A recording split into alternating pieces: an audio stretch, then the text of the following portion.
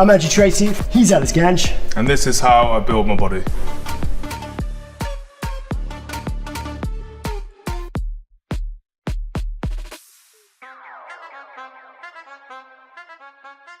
How often are you doing pulling movements? To be fair, we literally do go like that. Like the cadence would be squat, bench, and then pull on like the Monday, all the heavy lifts, and then on the Tuesday, as I said, that sort of not accessory day, but you do like 8s and maybe do AEL, like the assisted eccentric lifts. Yep. Talk me through an assisted eccentric. Yeah, so essentially, I don't know if they've got any there, but there's like a metal pole.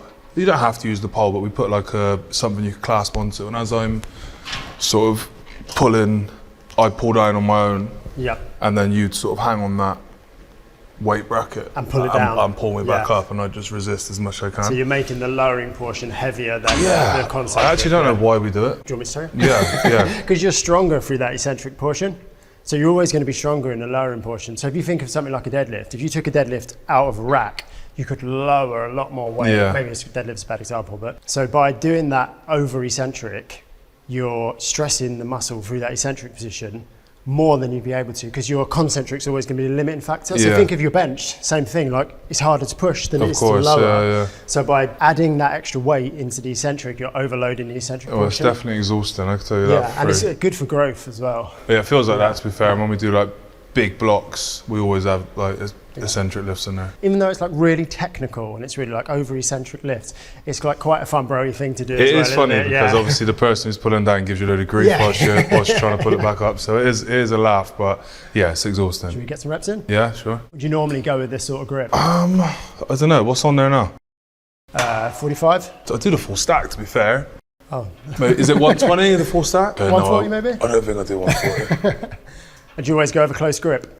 No, we do the wide grip sometimes, but that'll be on like a Thursday. You're alternating throughout the week? Always, yeah, and I think they do the grip just to make it rugby specific. Yeah, oh what, this grip? Well, all of them are like mixing it up. Yeah. That's very sort of Westside-y, that, like Westside barbell? Yeah. Like sort of going, you've got that strength day, you've got the dynamic day, power day, and you're going through obviously like those big varieties of grips and movements. It's really sort of Westside-y. That's nice to hear. It's nice to change it up as well. Yeah, it keeps it interesting, doesn't it? I don't know about interesting. The only thing about these grips as well is like, because all of our fingers are shot to pieces from rugby, they actually work quite well because you can like slot your fingers in like that, as opposed to some of those other ones you can't even get your fingers right in the bar. What other grips would you use that, like you were saying, a little bit more rugby specific? Yeah, so this one's just the same as that, but we use this one more so than that wide one. Yeah. Do you think a lot of these moves are like they're specific to your training, but do you think more than anything it's just like getting stronger, getting more durable? We call it robust, so not to be cringy, but like if we just, I think rugby, as we said earlier, is like a good example of like an athlete that is almost like an all-rounder. Yeah, it's strength and conditioning done right, isn't it? Yeah. Like we're quite big men. Yeah. Reasonably fast. Take a knock. Yeah. Getting knocked about. I'm pretty strong. Like it's every element of fitness, like cardio, strength, power, speed, and we'll have people who are like ridiculously quick and people who are ridiculously strong, and they play in the same team. So it's quite a cool mix. Do you see many of these grips in the gyms, or? These are starting to get like more common now. These like mag grips. Popular. But they're just so nice, aren't they? They're so like, it's one less thing to think about than like a really gripped nail. I do love like a really nailed handle. Old school, yeah. It just gets you just right and you can focus on what you're actually doing. Yeah. Well, you said you'd do the whole stack, so you'd go heavy on these. Yeah, I'll bang a stack on. I'll do 120 for you. 120. Oh, easy. I don't think I'd be able to sit down. No. At 120. It wouldn't pull you down. That's literally bang on my body weight. 76, 77 at the moment. You probably won't go down then, will you? No. Give me a push down. Go on. Ready? Let's go. No. To be clear, I faked not being able to do that to make Ellis feel. That's normally one-handed for me. Do you do any other sort of pulling, any horizontal pulling, or is it mainly just pull down? We do a bit of like neutral grip row. Yeah, like laying flat and pull from behind, but other than that, no, it's all horizontal and vertical, just like pretty stagnant lifts.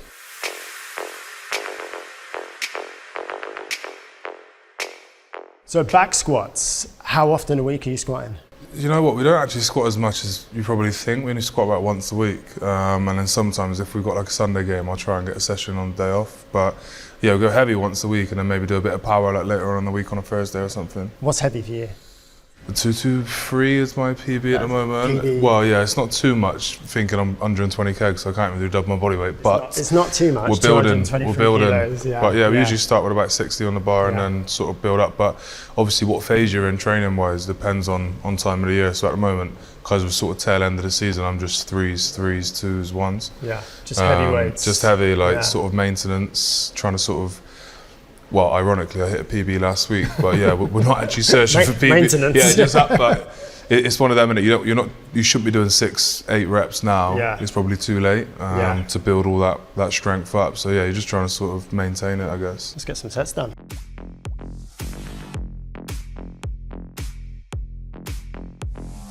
Do you go low bar, high bar? Oh, I think they've ripped. How good? Instant click. Low bar, high bar, what, on the back? Yeah, pretty high bar.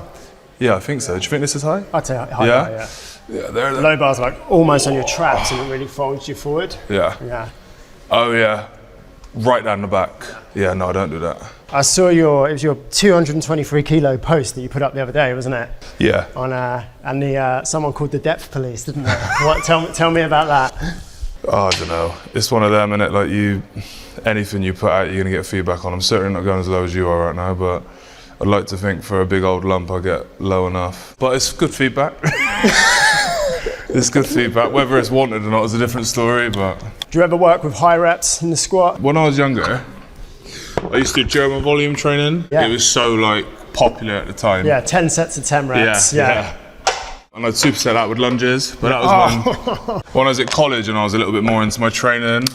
Weirdly enough, as you get higher up, I don't know what you want to call it, the ladder of sport, I'd say you actually probably invest less time into your weights and more time into the game. Yeah, which makes sense, I guess. And when you're at college, you just want massive arms, massive legs. So What sort of weight were you doing 10 by 10 at? What, when I was younger? Yeah. Probably under 120? 120 maybe. for GBT. I was stronger when I was 18 than what I am now, genuinely. Get down there. I don't want any shorts to rip. They're new. Do you ever do any other varieties of squats, or do you just stick to back squats? In off season, I'll do front squat and stuff, but no, I stick to just back squat usually. Who's the biggest squatter in the squad? It'd be a toss up between me and Max Laheath. I'm sure you've probably come across a few times. He's a very strong boy. I'm just looking at some comments on your. What squat was this? I don't know, that was in the garage. I think that was on one of the days off. What have you got? Is that 180 or 190? That's 180. Yeah, 180. No, let's say 190. Let's say 190. Cut the 180. Give or take. Let's have a look at the comments, shall we? Can you go below parallel? And you've replied to that actually. No. Huge Johnson blocks me squatting deep. Blessing and a curse. So anatomy lesson. Nice. Hashtag holiday half reps. Is that someone you know? Yes. Belter. Get them hips on Strictly, so there's a lot of positive. There's some positive feedback, is there? You up for doing a depth test? Yeah. Well, how about you squat, and I'll set the bar low. The parameter. Set the parameter. That'll give me some extra motivation. You ready? These shorts could go at any time. Let's go. Hip crease below knee. Yeah. Down. You say when. Down. You happy with that? And up. Oh. Easy reps. And the shorts passed the test. They did, just about. I think they've ripped already, to be fair. They can't go again.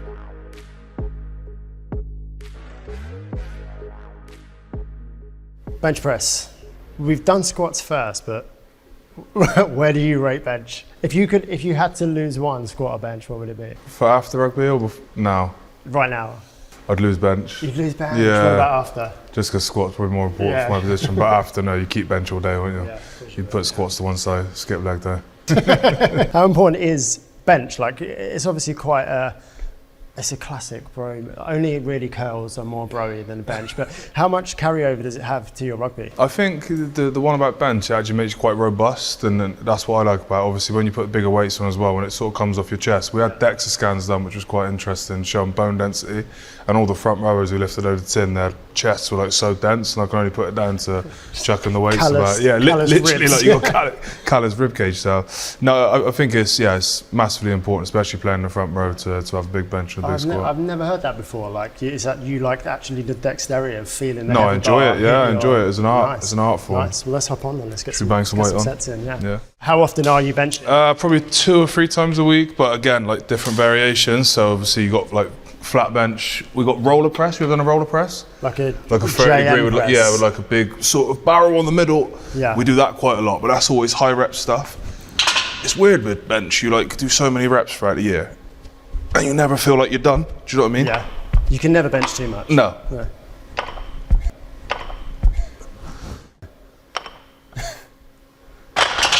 So you have quite a close. Yeah, I got a tight grip. I've been told that a few times, but I don't know. I feel like when you go wider and like people sort of arch their back and bring their hammies up and stuff, I feel like you don't get as much out the lift. That's like powerlifting. Just move as much weight as possible. Whereas you're literally saying you're actively trying to let the bar assault you. Quite literally. Yeah. So powerlifting would kind of be right out here. Yeah, big arch. On. Yeah.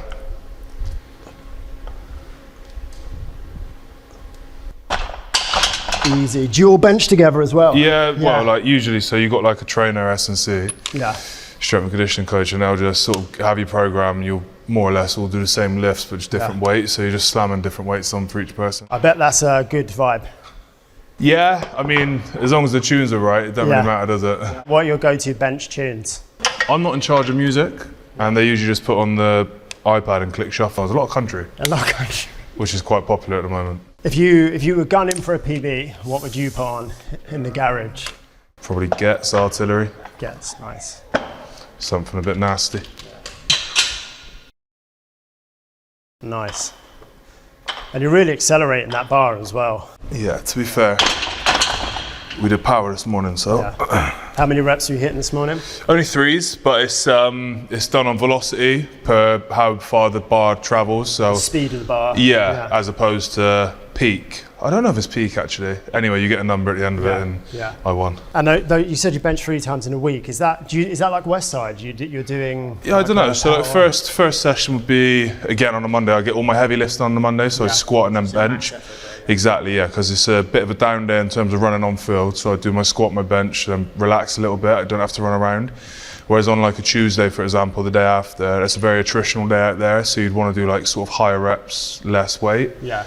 So you'd probably go onto the chest press machine and muck about on there as opposed to do like big manual lifts. Yeah, just grab a pump. Exactly, yeah, quite literally.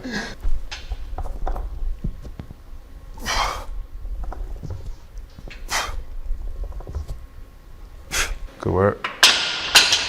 How'd that feel? It felt right actually. I wasn't expecting. I thought I was going to get. You were a bit nervous? Yeah, I was. I won't go up on that.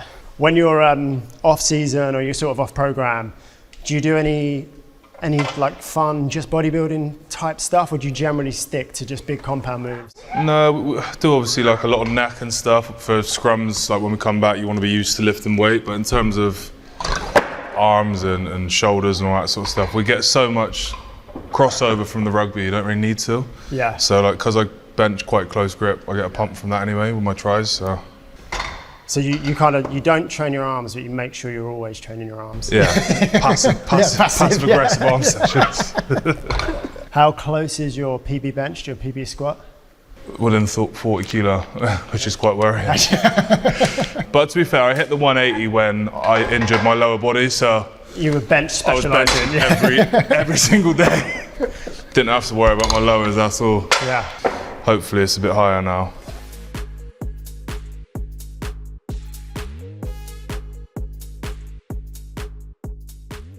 The watt bike again. I really like Finish cardio. with a bit of cardio. Yeah. I was warned that you were like super methodical. How big a part does conditioning play versus weights? I think it's one of those things that no one really wants to do it, but you understand what you get out of it and how important an integral role it plays, especially in rugby. You know, like we always do watt bikes because rugby is not about like the long effort; it's about the repeat effort. So you come from a scrum or a line out or a maul, and then you got to run. So we actually like fill our legs up, where you would have seen it firsthand when you came in and trained us.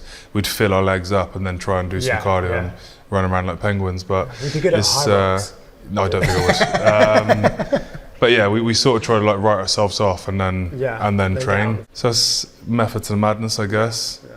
So what sort of protocols do you do on the bike? Well, it depends really. Like if you're doing like a mental fitness session, you probably do like 6 1Ks, 3 sets. So 6 1 kilometre intervals. Yeah. Well, have a look on there, see what they got on workouts. So you literally just come in and do like so there's that one there, which is 6 seconds on, 24 off. Have you ever done that one? So pure power. Yeah. And then 10 on, 30 off. Yeah, again. There's a custom one, 50-second interval. You got to get 1K, which I think will be some sort of world record. Yeah. 60 on, 20 off. Yeah. And you're going for like peak power here. Yeah, they're max efforts. Yeah. They're all max efforts. And then you'd have like a whiteboard and they'd write all your wattages up. Yeah. Who here or on the England squad or whatever, who's the biggest cardio dodger? Cardio dodger, Lovejoy Shawatama. Yeah, straight away. Prop, yeah. I don't have to think about that twice. He hates it. How do they get out of it? Pretending that he's injured. Or ill. No, he's all right, Lovejoy. And to be fair, because he's been injured so much this season, he's been relentless on the fitness. It's one of them things in rugby, if you get injured, they'll find a way to make you do cardio. Yeah. Whether you're on the Spark, the assault bike, or the watt bike, you're doing cardio. What's your your least favourite element of all of it? What's the bit they get you doing that you don't want to do? Apart from all of it, probably the assault bike. I think is the biggest finisher of a body that I can think of. We were talking about earlier, weren't we? It's like the one piece of kit that will let you write a check that like your body can't cash. Like you let you get up there. Yeah. And then when you get off, it's like nigh on impossible to maintain, isn't it? We did that Matt Fraser one the other day. It was like 10 cows or 20 cows, and then a rolling clock for a minute, and it was hanging. Yeah, you said 20 cows every minute. 20 cows every minute on the minute. Six reps. Yeah. Only one set. Yeah. But it was like 8 minutes of work in total, I think, with the warm up, and then. How much rest were you getting towards the end? I think I would finish my last set in like 37 seconds, which is quite high, I think. First one was like 19, and then you just fall off the face of the earth. Yeah, you don't want to do a 10 cal test now, then. No. No, me neither. So no, it's exactly. for both of us. So good.